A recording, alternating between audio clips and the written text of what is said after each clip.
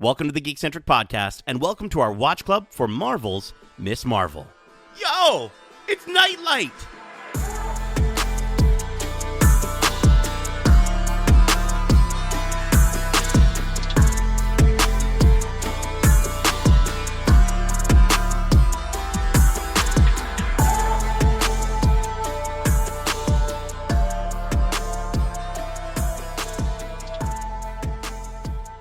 Welcome to Watch Club. My name is Nate, and this is our Watch Club for Miss Marvel Episode 2, titled Crushed, directed by Meera Menon. If you're joining us for the first time, this is Watch Club, our weekly review series, kind of like a book club, but way better. Keep in mind, we will be going into full spoilers for this series and the MCU in general, so if you haven't watched this week's episode yet, be sure to do so, and then come right back in a snap. Now, before we fall head over heels for that new hot guy at school, who we might somehow be related to, let me introduce you to my cosmic besties joining me today. First up, I'm actually pretty sure I am related to him. He's the mysterious, menacing master of maniacal montages. He's Mr. Mitch Morbin George. Did it have to be Morbin time? Really? I was trying my best to figure out how can I incorporate Morbin time. You doing good? I am ready to talk all things Miss Marvel, all things cosmic with you and our friend here with us tonight. Speaking of that friend, for the first time on the podcast, I'm pleased to introduce him. He's your friendly neighborhood super soldier, soaking up some super serum while swiftly scooping some sexy Spidey snaps. He's the superior Spoonr, AKA Allan. What in the world? I am keeping that intro in my pocket. That was sick. There was so much alliteration, so much S's in there. That was wicked. Nate is the best intro man in the business. How long did that take for you to write? That was dope. I literally, Marvel, you'd be surprised. Like, Marvel has such a wonderful collection of information on their website. They literally have an alphabetical list of all the words within Marvel. So I just looked up S and I just put a bunch together. But honestly, I thought you might appreciate the Spidey snap. I'll take it. Oh, I loved it so much. That Spidey shelf behind him definitely speaks to that. Right? Wait, no, that's two Spidey shelves, right? No, just the one? One there, actually. Oh, is that all Spidey on the left, too? Oh. Shout out to the audio listeners. Yeah, sorry for everyone who doesn't get to see this beautiful background. Well, there are ways that they can see that beautiful background, but we'll get to that a little bit later. Before we kind of get into everything, I'd love for our audiences who maybe this is their first watch club, maybe they haven't heard your voices before on the podcast. I'd love for you to introduce yourself and let us know what is your history with the character of Miss Marvel. Mitch, we'll start with you. Howdy, y'all. I'm Mitch, part-time variety streamer over at twitch.tv/Mr. Mitch George and co-host of a phenomenal Disney Plus podcast that we call Disney Plus Us. I love to talk all things Disney, all things Marvel, all things Geekcentric. So I'm glad to get to come in here and hang out with y'all whenever you give me the chance to. For me, Miss Marvel, it's a relatively new character in Marvel mythos, and they got a long history, but the character hasn't been around nearly as long. Most of my history with the character actually comes, at least my deepest dive into the character was the Marvel Avengers video game. Yes. And I think that did a really fun job of telling Miss Marvel's story. And I think this show actually borrowed some elements from that, which not as much in this episode, but it definitely did in the first. So if you haven't played that game, go and play it just for Miss Marvel's story. It's fantastic.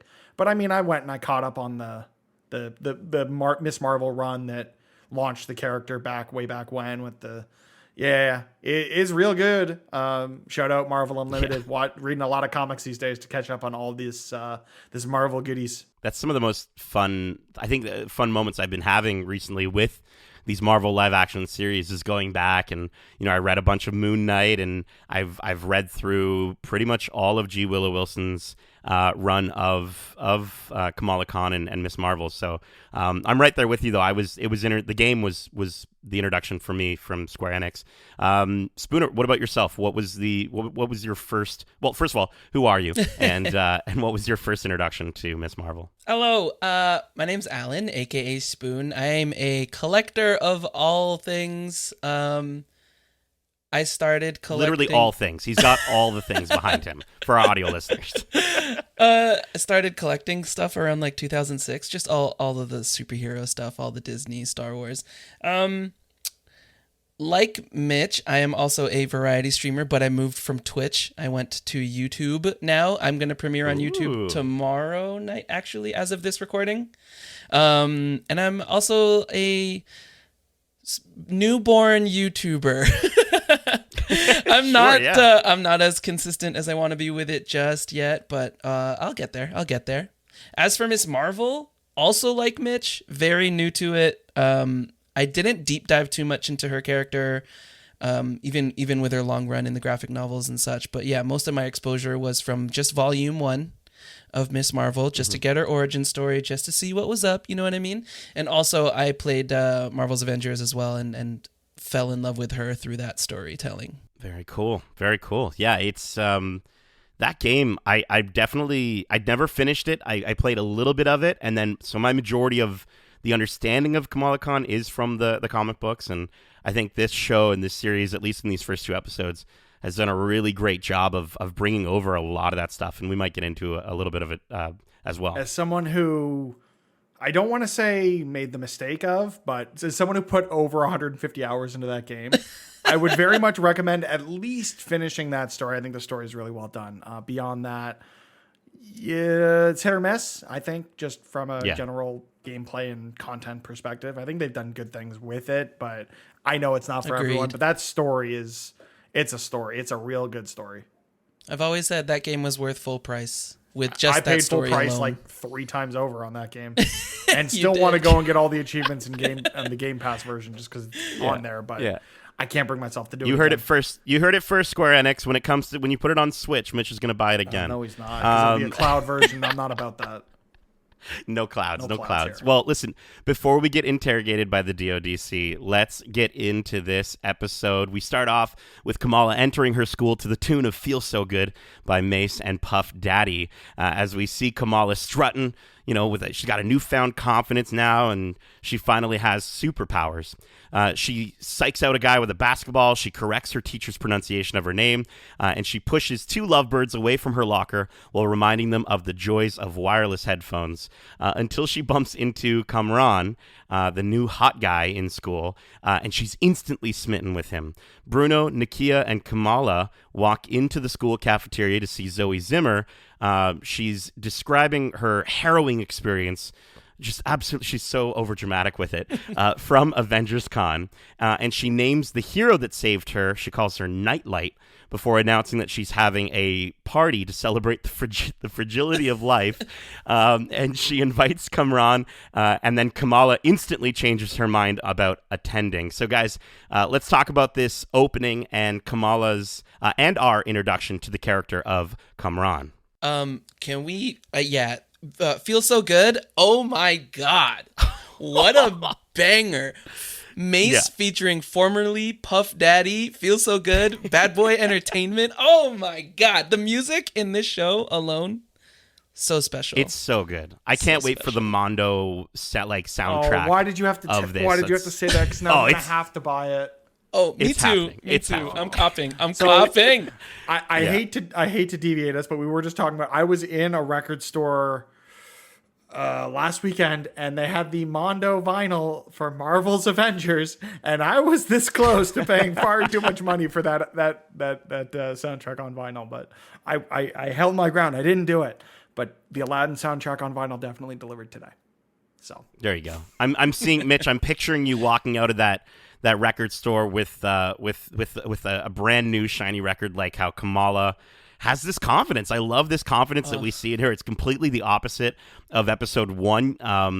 And one of the things I wanted to point out, did you notice as soon as she bumps into Kamran, the book she picks up is a chemistry book, which is, I know, super on the nose, but it's just like, it's so perfect. The writing in this show is fantastic. There's just these little moments where they do so much with not very much, if that makes sense, where there's just these little things in the background, these little flourishes that make me want to go back and watch it again, because I want to rewatch episode 1 now after seeing this scene to start episode 2, because the symmetry between the high school hallway scene there and here, it's absolutely, like, it's on point. I wouldn't be surprised if down to like the second we were looking scene by scene and everything was still playing out in opposites the way it did to episode 1. And it's just, oh man, the production here is just outstanding. So good. And Spoon, I mean, you're gonna enjoy this little tidbit here. The lyric from Feel So Good, as soon as Cameron walks away, is bad, bad, bad, bad boy, hinting at kind of his overall sort of status, and at least how we know him from the comic books. I just think that's so excellent. And I also love the Ant-Man call out where, you know, we're both charming and look a lot younger than we are, which obviously is a nod to Paul Rudd, seemingly never aging. How is he 50? I don't understand. He's 50. He's 50? At least 50. Oh my gosh. Probably older since the time we recorded this. Jeez, that's absolutely nuts. I don't believe it. Very cool. Truthfully. I will Google it while you keep talking. I loved how Nakia called her budget Captain Marvel, and you just see her face just light up.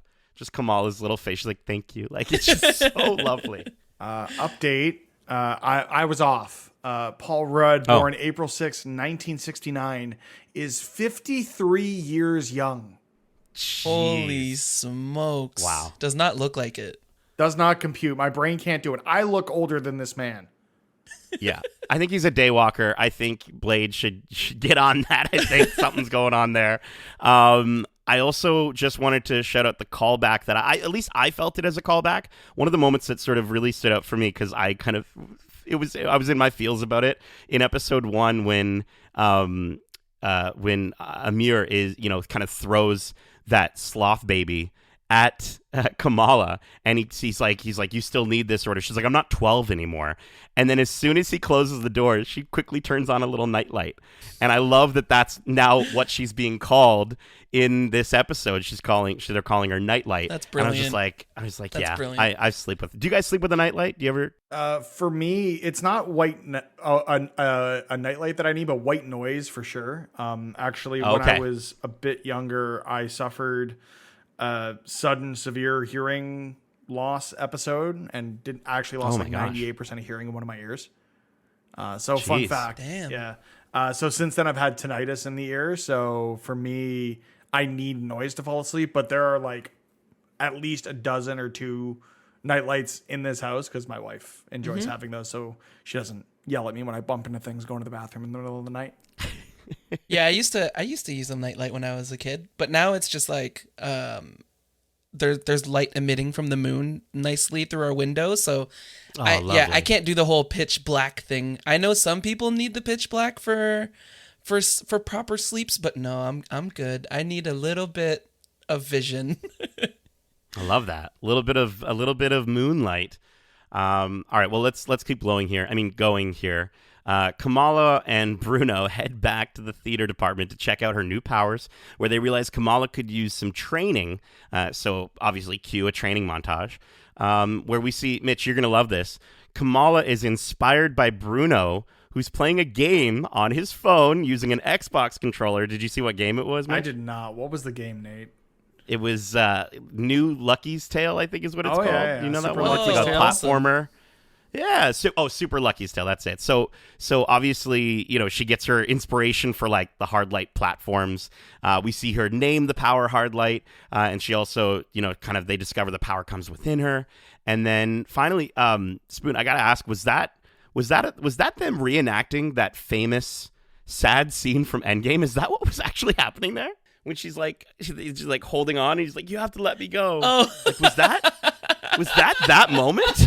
I hope not, but it might be. They have, right? Like what Mitch said earlier, they have like the slightest nods to homages to Miss Marvel herself, or even like past MCU things. You know what? You might be onto something, honestly. Which is like so sad. It is.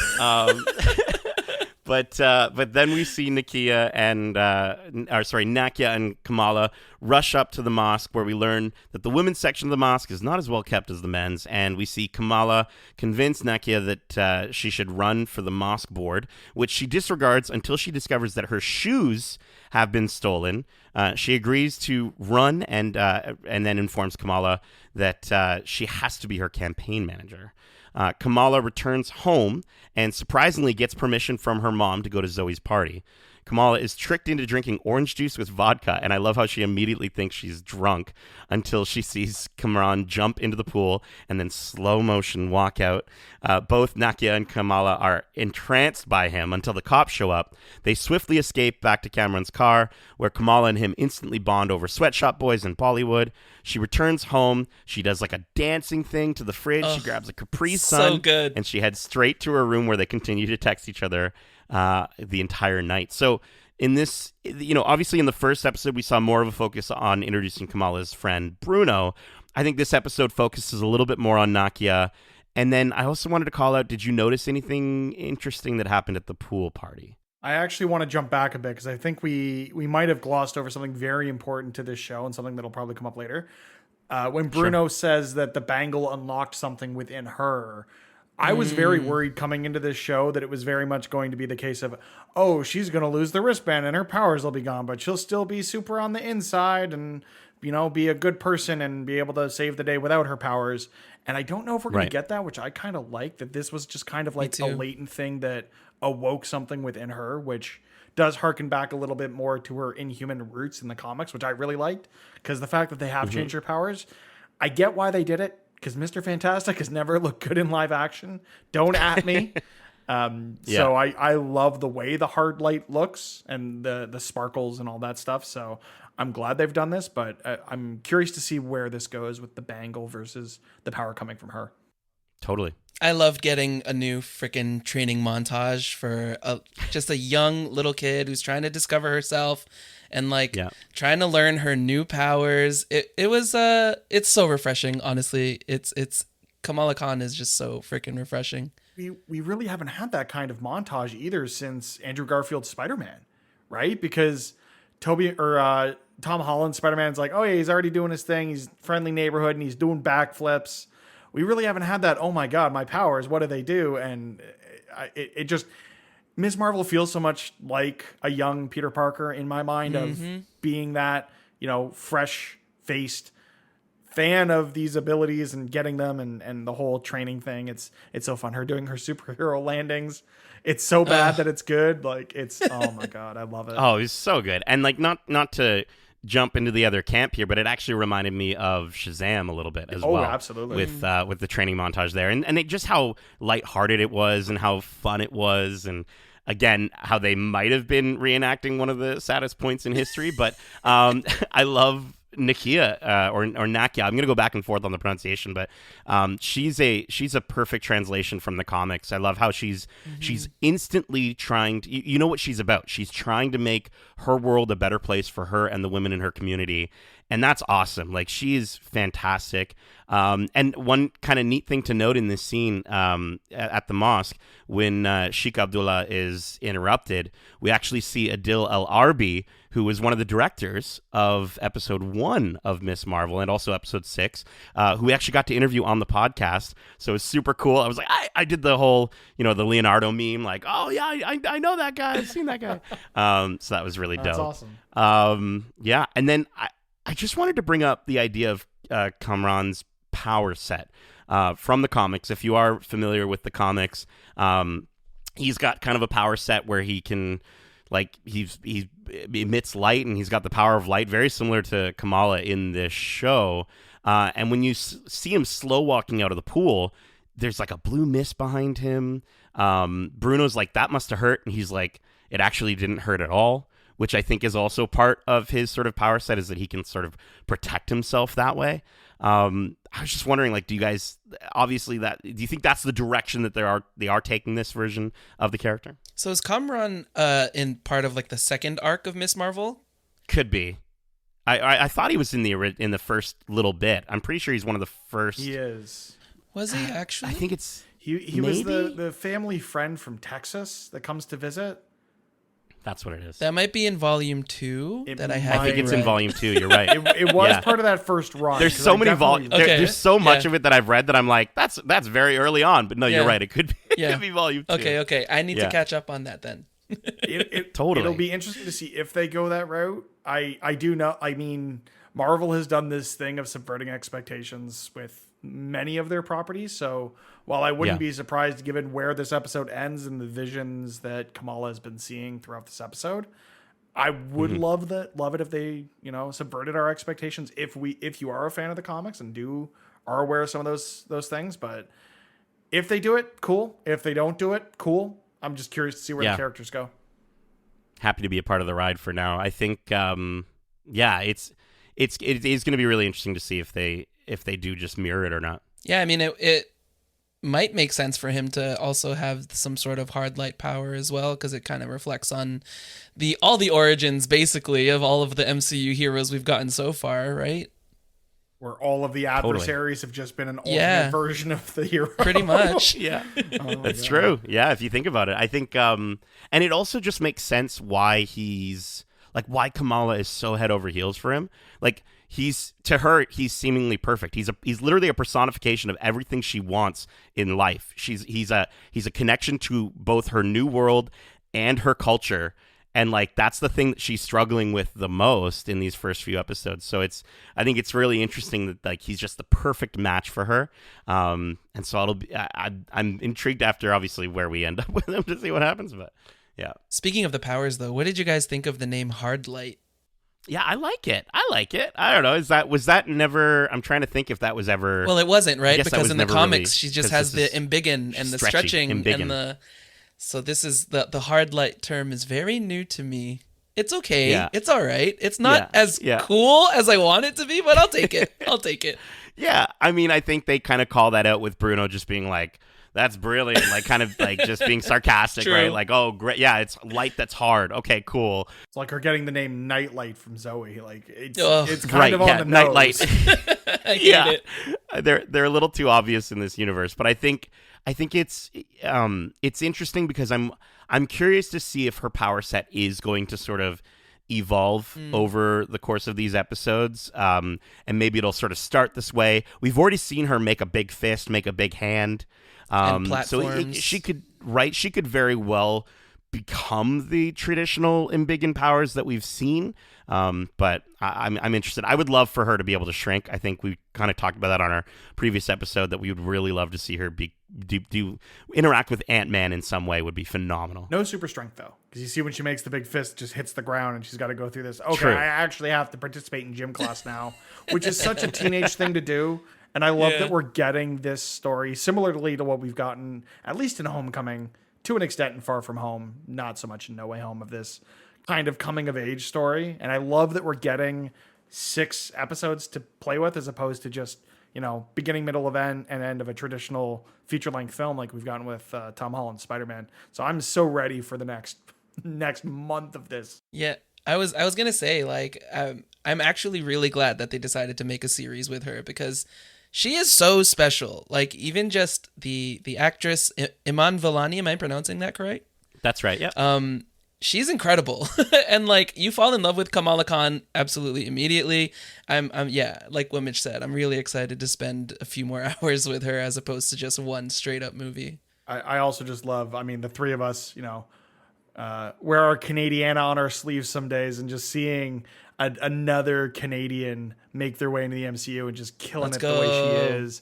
Fun fact, we're actually watching 2 series right now starring 2 actors from the same Markham High School.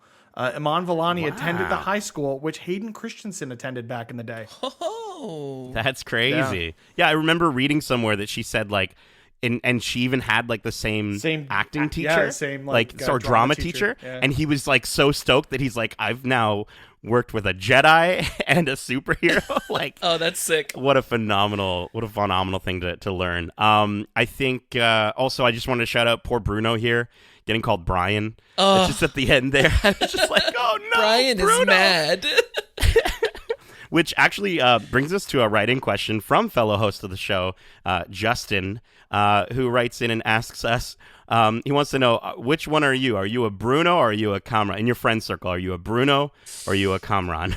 Do you have a fast car and you kind of are all suave and slowly walk out of a pool, or are you just there to support your best friend as she ghosts you, essentially?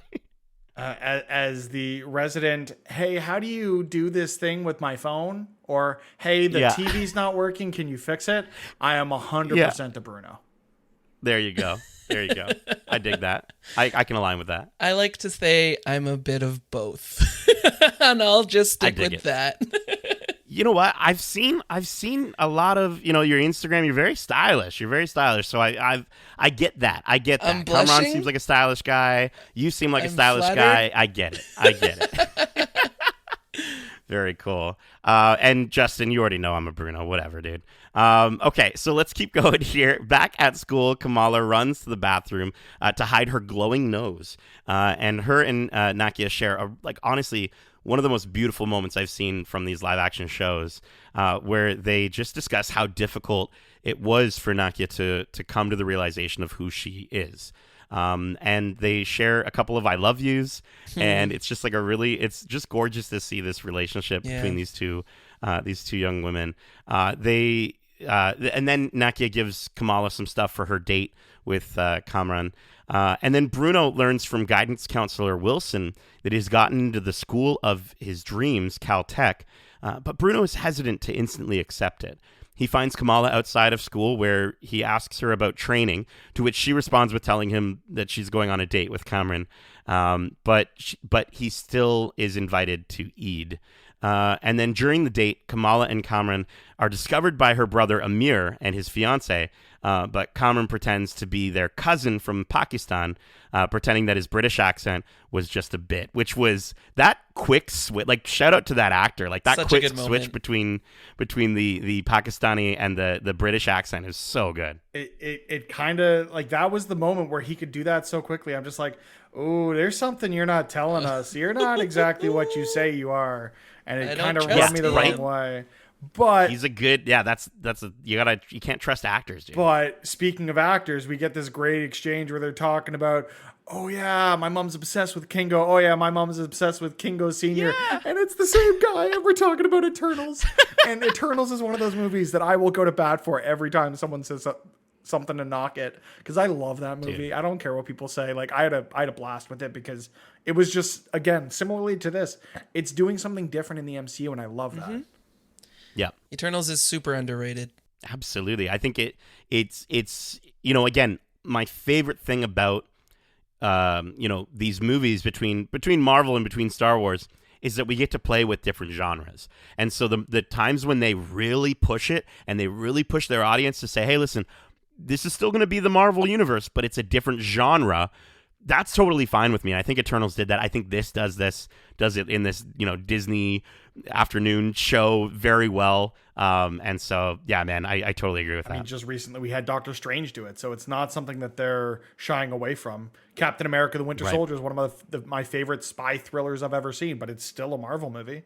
There's so much of that in the MCU, and I love that there's this room to play with more than just the typical superhero formula. Yeah, man. And I as soon as I heard Kingo's name, I was like, "That's awesome!" And I did the Leo meme thing at that point. I'm like, I know that. I understood that reference. Actually, no, that's I didn't even put together the idea that they were, one of their Amis was talking about the same guy. That was Kingo Jr. and Kingo Sr. and they're just the same guy. Also, again, poor Bruno. He's finally getting into the school of his dreams, and yet he still puts Kamala ahead of himself, because he knows that this is a really important time in her life and in her journey on saving the world, and he's so in love with her. As someone who went through something very similar in high school, and the person that was with is now in the other room probably watching this episode, it's just like, oh, Bruno, no, I get it, but no, just say the thing you need to say. God damn it. Yeah. And he will by the end of this, I swear to you. Let's hope. Hope. So then during dinner, Amir's fiance Taisha asks about their past, and Yusuf brings up the partition and shares a story about Muniba's mother, Sana, who was just a toddler at the time, who got separated from her father at a train station. And he continues to tell the story of how nobody knows how she was able to get back to her father just as the train was leaving the station. He mentions that when asked, Sana herself would tell you she just followed a trail of stars. Taisha asks what happened to Sana's mother, and Yusuf says we don't know, and that she disappeared that night. And as soon as he says that, Kamala's bangle starts to glow. We see her eyes glow purple, and then we see a figure in bright light holding out her hand. Later that night, Kamala FaceTimes her nanny, which I love, by the way, how close the camera is to her grandmother's face. It's so accurate. And she asks her nanny about the bangle, and it's revealed that her great-grandmother's name was Aisha. So, guys, what do we think is going on here, and why do you think Muniba doesn't want Kamala to know about her lineage? This is where all my questions stem from. Because I don't know how far they reach into the bag for Miss Marvel for this one.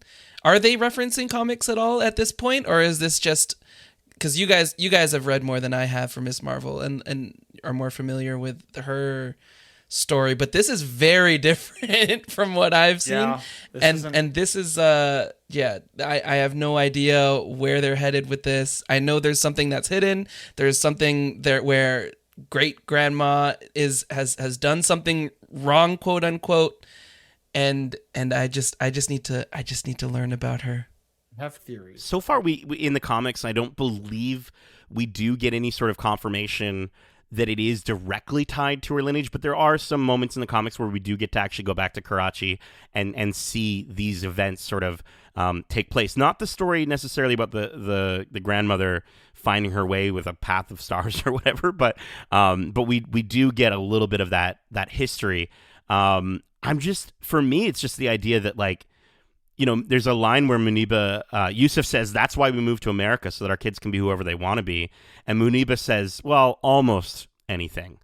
And I feel like that's directly related to the fact that I think Muniba knows everything. I think she knows what's going on with Kamala. I think she knows about this, the powers and all this stuff. And I'm really interested to see why she's so against, obviously to keep her daughter safe, but why is she so against this history unfolding? My theory is somewhat related to what we hear from the aunties at the Eid festival, but when we hear the thing about the path of stars saving her, I think that's Kamala's great grandmother saving her daughter and getting her onto this train so she can escape. And just the idea that I love when the tone very much shifts when they start talking about their heritage and how everything went down in Pakistan. And I think it's really great to see this being discussed more openly in popular media. I think it's something people need to go do their research. I know I need to. And my going back to the theorizing, which I know is basically all we've gotten to at this point, Kamala only has one bangle. So I actually think that there are two. And we're going to get the whole, there is, someone else with similar powers who has the thing and does the things and all of that. And I think that might actually end up being Kamran's mother. That's a good call out, dude. I think the auntie's talking about, she left, she was with another man. Honestly, I think they're like cousins or something. Legitimately, her and Kamran are cousins. And her great grandmother did go off with this other family and created this other lineage, which led to Kamran's mother ending up with a bangle as well. And I feel like before the end of the next episode, we'll have that revealed. We have to, right? We need to know what the motives are. We're almost halfway through the series. Yeah. We, I kind of, it's interesting because when this figure shows up, that's obviously her great grandmother Aisha, we hear a train sound. And we might get to that. Well, I'll bring it up. I'll bring it up a little bit later. But I definitely think you've got something there, Mitch. I think this whole, we've seen it in the trailers of her going to Karachi, and obviously there's going to be a wedding, and there's a lot more family that we're going to be meeting, so it's going to be really interesting. But then, while the family is getting ready to head over to the Eid festival, we learn of Yusuf and Muniba's love for the Jersey-based band Bon Jovi, and again, she asks Kamala not to bring up Aisha. Then, at the Eid celebration, Nakia asks them to divide and conquer, assigning them to get different groups within their community to vote for her. And this is probably one of my favorite parts of the episode. She lists the Mosque Bros, who, by the way, feature another cameo from the other director of episode 1, Bilal Fallah, who's the one taking the selfie. So that was like super cool to see him in there. And she also lists the Pious Boys, the Sunday school teachers, the Instaclicks, the Reverts, the Mini Harami Girls, and lastly, and the ones who know it all and won't let you forget it. Which my favorite, the Illuminantes. It's so good. It's so on the nose. This show keeps making those very on the nose jokes, and anyone who knows anything about anything has to appreciate how on the nose and these things have been. It's so good. Totally, and I love all these groups. I feel like I wanted to ask, when you were growing up, did you ever have groups like this within your community? Like the different cliques and things like that, and did you ever experience this as well? I mean, that's just 100%. growing up anywhere. Yeah. High school is all cliques, right? I was one of those guys that kind of floated between all the cliques. Like I got along with everyone, but I didn't really fit in any one genre. But it totally exists. But I just love how every community, like I know even within like when I was growing up and going to church, like if you didn't want something known, you couldn't tell one of the sweet old ladies at church because the whole church will end up knowing by next Sunday. So it's I think the coolest thing about this show and its depiction of this community and of Islam is like just really pointing out like we're all pretty much the same people. And I just think that's super cool, and it's so relatable to so many different people. So to see that like the Illuminantes, like everyone had their own version of the Illuminantes, is just I love it. I love that we have a name for it now.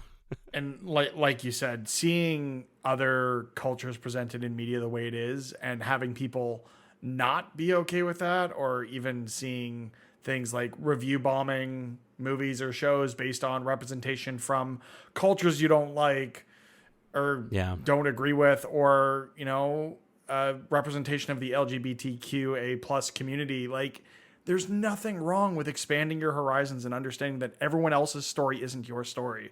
As someone who has grown up as a heterosexual white man, it is easy for me to just dismiss these things and be like, oh yeah, no, it's not my story. But it doesn't matter, because not everything needs to be my story. And I feel like more people need to recognize that, realize that, and just learn from these experiences. 100%. That's one of the best things about this media, is that it opens up these windows for everyone to sort of get a peek behind the curtain of everyone else's lives and sort of get some perspective. Yeah, for sure. Like the representation in Miss Marvel and just everything Miss Marvel and Nakia stand for alone, like the feminism and what they're trying to do within their community and their mosque, is like such a big deal in terms of what women and what girls need to see. And it feels weird saying this as a man, but like, yeah, I think it's really important, and it's super unfortunate that there are people out there who still actually need to learn lessons and listen and educate themselves and realize that yes, there are people that are different color than you, that believe in other things than you, and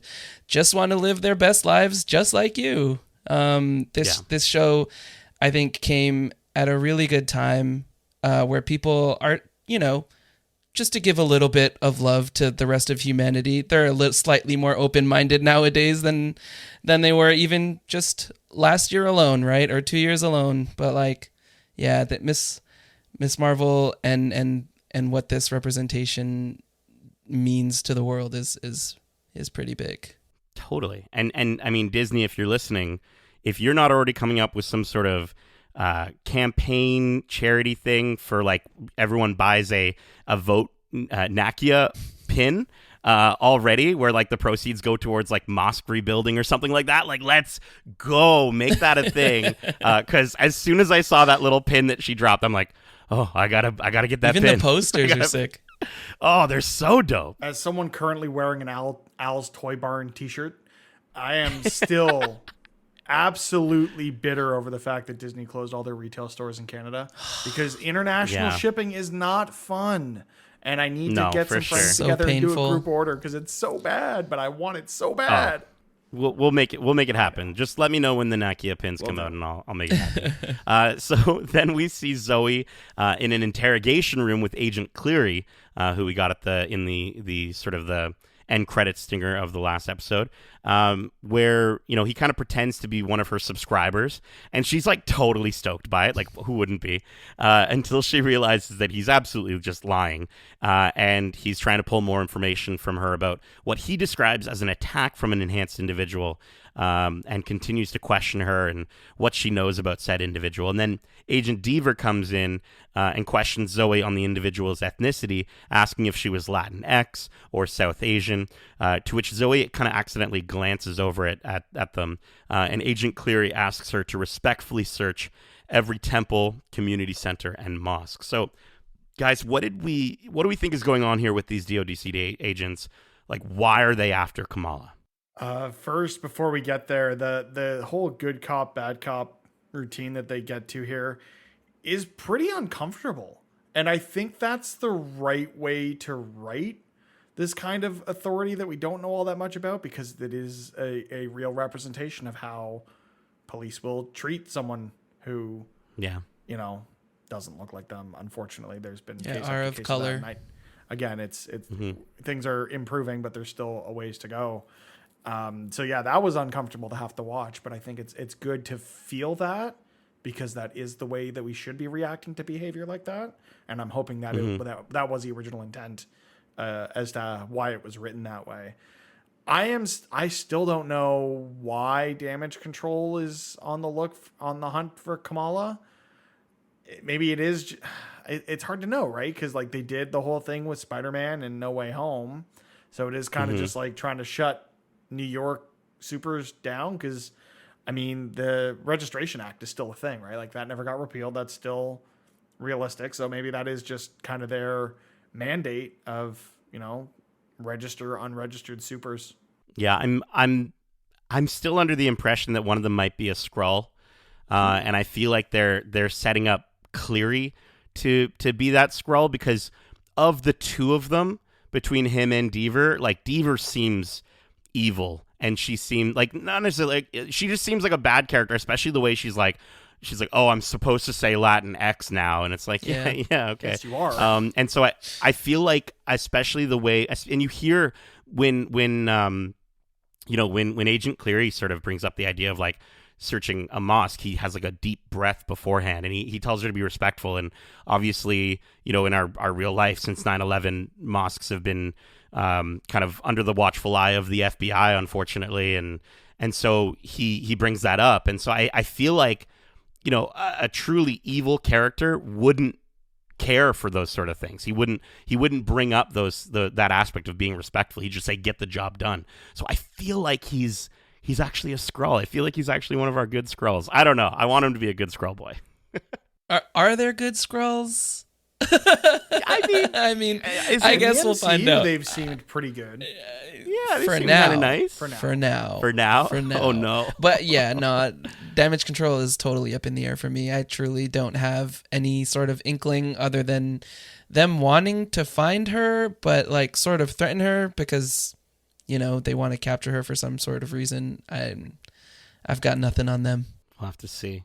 Okay, well, back at the Eid festivities, we see Kamala surrounded by the Illuminantes, which again, even when we get back to like talking about the Illuminati in the MCU, I'm still just going to call them the Illuminantes, as they shared some hot goss about Aisha and how she used to have many secret affairs. She was called a snake, which I saw some people on Twitter pointing out like maybe she's a Skrull and like she's got snake skin like a Skrull, and then how she even killed someone.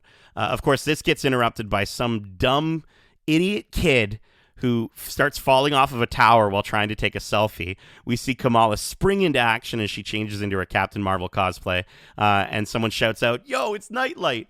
And she continues, which I think in every single superhero story, we need at least one person from the crowd to just shout out like, "Hey, it's Night Monkey," or like whatever. And then so she continues to attempt to save the kid. She sort of saves him, but then after standing up from her superhero pose, she's blinded by a bright light of the same woman from earlier who knocks the kid off balance, and then she sort of like breaks his fall on the way down as he falls onto a car. So before we get to like the ending and the big reveal of this episode, I want to know, what did you think of Kamala's first hero moment? It's a bit of a work in progress, and I don't blame that entirely on her, because there are other forces at play. There is this vision she keeps having, and like she's gonna get that sorted out eventually. She's gonna grow into her own and her powers and understand everything, but it's looking dicey for her at the moment. This is rough. Yeah, it was a good first attempt. She celebrated a bit too early. We're just gonna break it down play by play. We've all done that at one point or another, especially as a high schooler. Come on, she saved him? Question mark. She only broke his ankle. Like, it's no big deal. I love how she like tried to calm him down, asking like, "What's your favorite thing?" or something, and then she's like, "What's your favorite food?" And ice cream on pizza. Like, what is wrong with this people kid? put pineapple on pizza because it's sweet, but I don't get it. If Spoonr, you about to tell me you eat any of the OG Pizza Hut all-you-can-eat lunch buffet homies know, they had dessert pizza, and that shit was pot. Oh, I'm sorry if you can't swear on this pot. Like they had. I love that the swear comes from us talking about dessert pizza and pizza. Listen, it's because Miss Marvel is such a wholesome show. I couldn't add, really but like you know what I mean. You guys are bringing it out right now, trying to diss dessert pizza, putting ice cream on pizza. Nothing wrong with dessert pizza, but that dessert pizza is not the same as ice cream pizza. But listen, But what I mean. I guess, but he didn't specify if he put ice cream on like pepperoni pizza. Okay, you know what I'm saying? Maybe on like a cheese pizza. Maybe I'm just be interesting. or no cheese even. Maybe if it was just like the bread? like an ice. Okay. It could have just been a dessert pizza. Maybe it could have. I also like, if you notice, they do a close up on the kid's feet, and he's wearing Nakia's shoes that were stolen from her. Oh my yes, God, he absolutely I didn't catch is. that. That's hilarious. Yeah, and like, because I was like, again. why did they close up on his feet just now? And then so I like went back. I'm like, oh, he's the kid that they stole were the Versace shoes. joints. Yeah, and like the thing is like, it makes sense, because then as soon as he falls, he's like, my ankle, and I'm like, yeah, you're damn right, your ankle, because you freaking stole those shoes that don't fit you properly. So of course your ankle's gonna hurt when you fall on them. His ankle hurt when he fell because Kamala dropped them. Oh my gosh! Just I would have dropped them a little bit too, talking about ice cream on pizza. But so finally, at the end of the episode, we see Kamala. She's distraught from what just happened. She's running away from the festivities, and she kind of feels like she fails. She stumbles upon a drone that flies towards her. She starts running from it and discovers the DODC is there, attempting to capture her. When out of nowhere, Kamran pulls up in his car and tells her to get in. She takes her helmet off, immediately revealing who she is. And a woman in the back of the car says, Kamala, I've been waiting a long time to meet you. To which Kamran follows up by saying, Kamala, I'd like you to meet my mom. Now, before we pop off with our thoughts on this moment, that brings us to the end of this episode, as well as our prediction segment for this show, which, you know, our prediction segment, we like to talk about what's going to be revealed in the future of this series and its characters. For this Watch Club, because of the original powers of Miss Marvel being stretchy, we call this segment, This May Be a Stretch, but...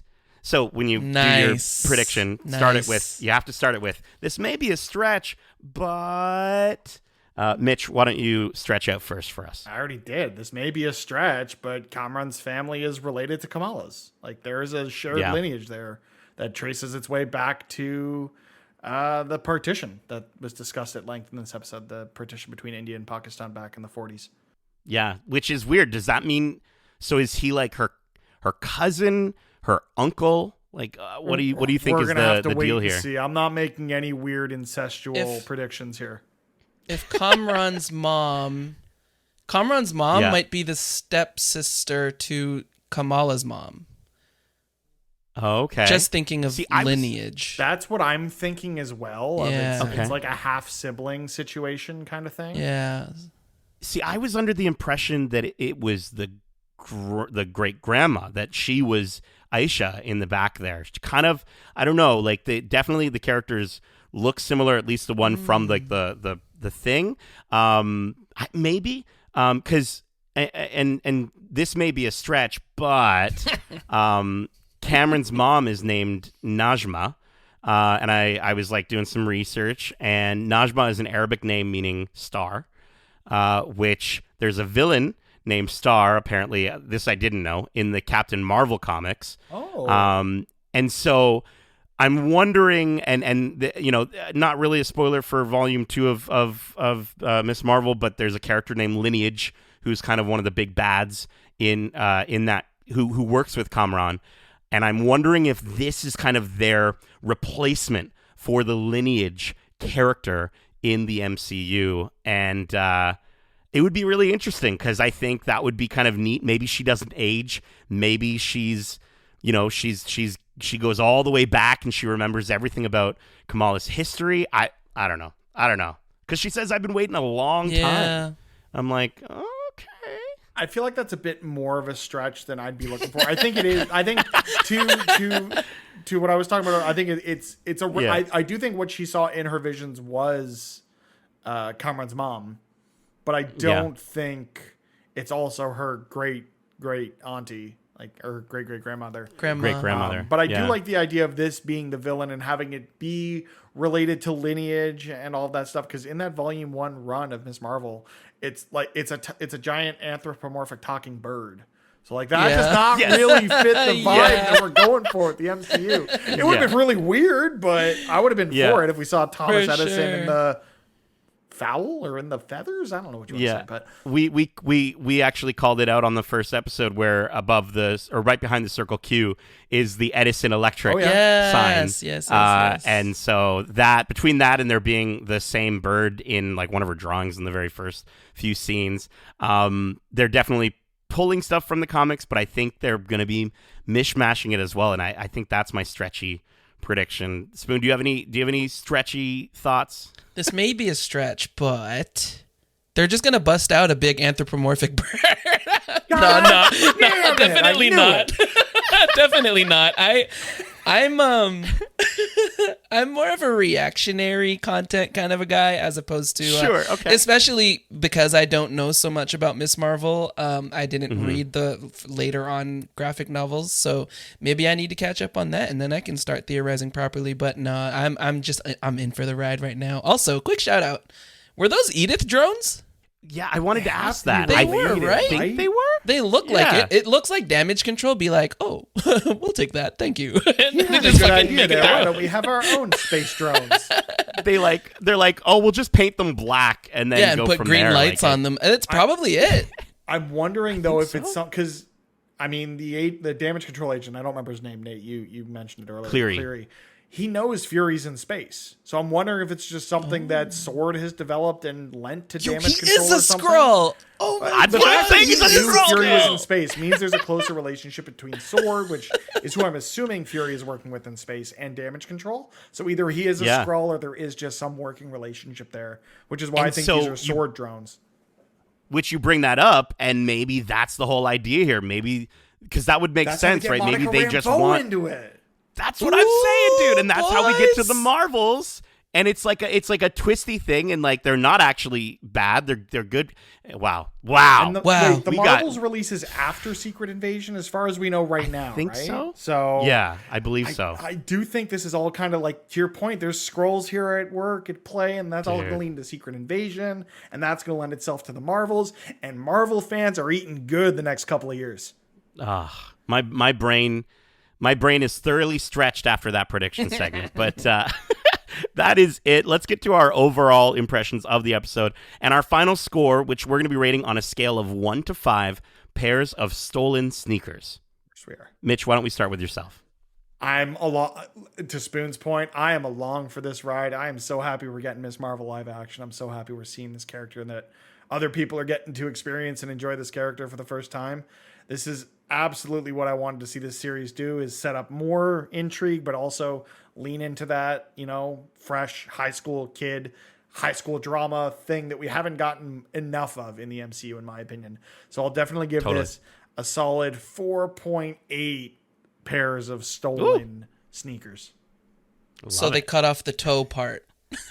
Yeah. Oh no. I mean, the kid's ankle went, and just the part that where the ankle did its thing. Just Are you saying they cut his ankle off? Really, just ruined the resale value of those Versace's. That's all I can say. That's incredible. Spoon, how about yourself? I'm going to be more mathematically correct and say it was a solid 4.5. It's missing the left one. It's missing the left one. Yeah. I thoroughly love Miss Marvel. It, to me, is actually a very special show. Like what Multiverse of Madness did for the MCU in terms of being super dark, super scary, super something else. Miss Marvel is very much on the opposite side of that spectrum, where it's giving us a breath of fresh air, so much light, very much pun intended. And it's, yeah, like there's just so much to it where it's educating the world, it's bringing something new. Yeah, honestly, Miss Marvel being special is like truthfully like the best ways I could ever describe it. It's something else in the MCU, and I'm very grateful and thankful that they actually bringing it out, and they're giving her so much love. Like, I truly did not care anything about what they did with her powers and like how they rewrote all of that. They can rewrite anything at this point to me, because what matters was they kept her heart. You know what I mean? Like Kamala's heart is all over this. The first 2 episodes only. Like it blows my mind. We only got 2 episodes, and it's this special to me. Like I thoroughly love it. I thoroughly love Miss Marvel. That's fantastic. I could not agree more wholeheartedly. I think this was an excellent follow-up to episode 1. I think, again, it's just insane how fast they are to get us sort of into this world, get us understanding Kamala's friends, her family. And I think the first episode did a great job of showing us her relationship, between her family, but also with Bruno. And I felt like this week they did another phenomenal job with Nakia, and just how close they are. And I think it's cool that they didn't overstuff that first episode by saying like, cool, here's Bruno, here's Nakia, here's everything. They sort of took their time with it, and they're continuing to do so even in a 6-episode run. I think this episode is paced excellently. It doesn't really linger on anything too long. I love how the episode shows us, as you were saying, Spoon, like more of Kamala's culture. And I think last week it instantly helps us to set up just how important her friends are to her, and how important she is to them and her family. Like, it's unreal. And I think the introduction of Cameron also is perfectly in line with the comics. I'm excited to see how they change his character up a little bit. I think the episode was also really funny. One of my favorite parts coming from Nakia when Miguel asks, we have that moment where, Cameron's walking out of the pool, and then just both Nakia and Kamala just go, mashallah. And then Miguel's, what's that mean? And then Nakia's just like, damn. It's just so good. So good. It's so high school, and I love it. It's so high school. And I think the show continues to be a treat for comic readers, and there's so many lines directly pulled from the comics as well. There's a lot of moments where I was like, I'm almost positive that's a word for word. And I really couldn't think of... The one that stands out for me is the one in the mosque when she's talking with...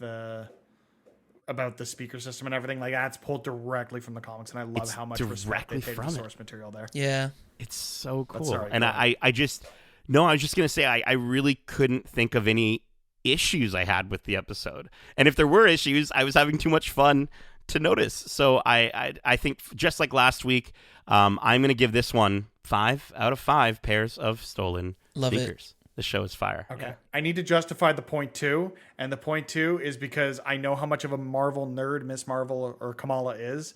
And the blatant disregard for post-credit scenes in this episode is egregious. I needed it in every episode of the series. And I'm so let down that there wasn't one. Yes. Oh, no. Mitch, you're being that Marvel fan now. Even if it's just a scene of the counselor, like, singing a song or watching The Devil Wears Prada or something. Just anything. I would have been happy. Yeah, I could totally see Iman Vellani, Mitch, 100% agreeing with you. Yes. But, you know, I could see her just texting Kevin Feige and just being like, dude, what the heck? Why is there no end credit scene? But obviously, she does not make those decisions. But that is it. Before we wrap things up, Mitch and Spoon, I would love for you to let the wonderful geeks listening know where can they find more of your wonderful selves. Mitch, we'll start with yourself. Best place to keep up with the Disney Plus podcast is at D+Us on Twitter, and all of my links to social media platforms and Twitches and everything can be found at MitchGeorge.com. All righty, MitchGeorge.com. I love it. And Spoon, how about yourself? I need to steal that. That's actually such a good idea, Mitch. Holy crap. What, you're going to take MitchGeorge.com? Yeah, exactly. I'll do .ca instead. I mean, I bought both. They both redirect to the same site and stuff. Oh, you're a smart software cookie. developer by trade. I got to at least have something up there with my name on it. You can find me on Twitter, _Spoonr, SPOONR. That's also on Instagram. And then I have my little link in bio thing there. No fancy MrMitchGeorge.com stuff, but I'll get MrMitchGeorge.net. It's just MitchGeorge.com. Don't listen to him with this whole Mr. Sorry, thing. It's Mr. Mitch I'm not. George everywhere. He's trying to sabotage your audience. MitchGeorge.com. Don't sabotage my plug. Oh, sick. So I'll get MrMitchGeorge.com. It's just going to redirect to YouTube.com/that crazy long URL until you get enough subscribers over there. One day. Well, listen, we're going to have a link or links for all of those things to the right websites, not the wrong ones, in the show notes. So go check out both these dudes' Twitches or Twitch and now YouTube stream for a really phenomenal time. Spoon, I especially, honestly, I think my first stream I ever caught of yours was you unboxing a Sideshow collectible and getting to share in the moment, because those figures are so damn expensive. So getting to share in the unboxing of one of those figures it's a very special moment, between geeks, right? So I really feel that. I feel that to my heart. Thank you, Nate. Thank you. I appreciate you. Yeah, man. All right. Well, that is it for this week's episode of Watch Club for Marvel's Miss Marvel. We hope you enjoyed it, and if you did, make sure to subscribe to us where you like to listen to podcasts if you haven't already. And if you want to write into the show with your thoughts or predictions on the shows we cover in Watch Club, is Agent Cleary a Skrull? Well, you can stretch out your fingers and reach us by email to let us know at wearegeekcentric@gmail.com or over on Twitter at GeekcentricYT and on Instagram at wearegeekcentric.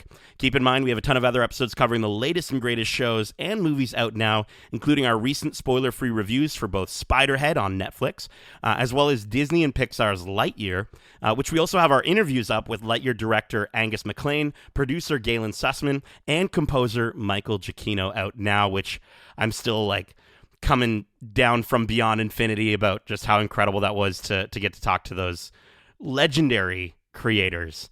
And then bringing it back to what's that? Not jealous at all? No, not at all. Yeah, no. Yeah, we'll get there. We'll get there. Yeah, absolutely. And speaking of interviews, now I don't want to even bring it up. Do it. But we also had the opportunity, as I mentioned earlier, to interview directors Adil and Bilal, who directed episode 1 and 6 of Miss Marvel, which got Justin so hyped. They were so hyped on the interview. You have to go listen to it. It's a good laugh. And also, if you're enjoying this Watch Club, but maybe you're thinking, I want to take things to a galaxy far, far away.